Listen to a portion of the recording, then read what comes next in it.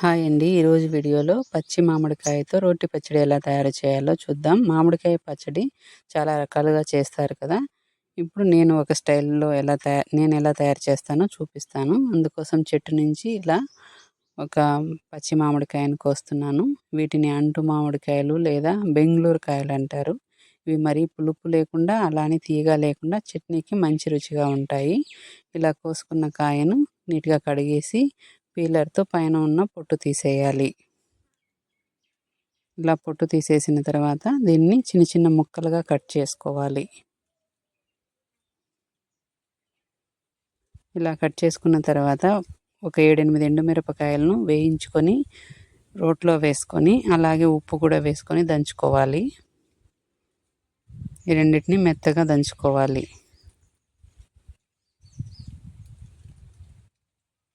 తర్వాత ఇందులోనే వేరుశెనగ గింజలు, పచ్చి మామిడికాయ పుల్లగా ఉంటుంది కాబట్టి ఇందులో కొద్దిగా వేరుశెనగ గింజలు వేసుకుంటే చట్నీ మంచి రుచిగా ఉంటుంది. అందుకోసమని వేరుశెనగ గింజలు వేసుకొని వాటిని కూడా కచ్చాపచ్చాగా దంచుకుంటున్నాను.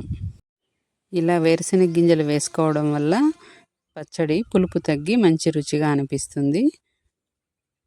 ఇలా వేరుశెనగ గింజలను కూడా కచ్చాపచ్చాగా దంచుకున్న తర్వాత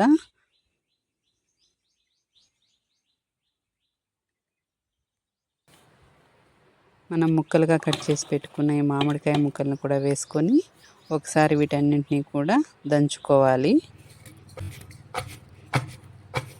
మరి పెద్ద పెద్ద ముక్కలు అయితే రోల్లో రుబ్బుకోవడానికి కష్టంగా ఉంటుంది కాబట్టి రోకలితో కాస్త కచ్చాపచ్చాగా దంచేస్తే ఈజీగా మెదిగిపోతుంది.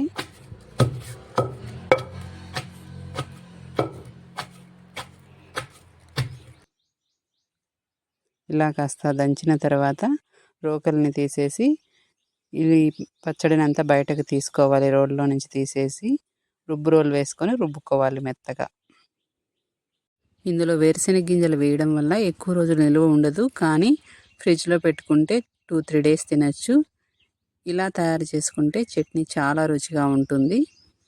మీరు కూడా ట్రై చేసి చూడండి, చాలా రుచిగా అనిపిస్తుంది. ఎలా ఉందో కూడా నాకు కామెంట్లో తెలియచేయండి. ఇలా పచ్చడిని అంతా మెత్తగా రుబ్బుకున్న తర్వాత ఇందులో ఒక 2 ఆనియన్స్ను ఇలా చీలికలుగా కట్ చేసి వేసుకొని వీటిని కూడా పచ్చాపచ్చాగా రుబ్బుకోవాలి. ఇలా పచ్చి ఆనియన్స్ వేసుకుంటేనే పచ్చడికి మంచి రుచి వస్తుంది. ఇలా అంతా రుబ్బుకున్న తర్వాత దీనిని తీసేసుకోవాలి. దీనికేమీ మనం తిరగవాత పెట్టాల్సిన అవసరం లేదు.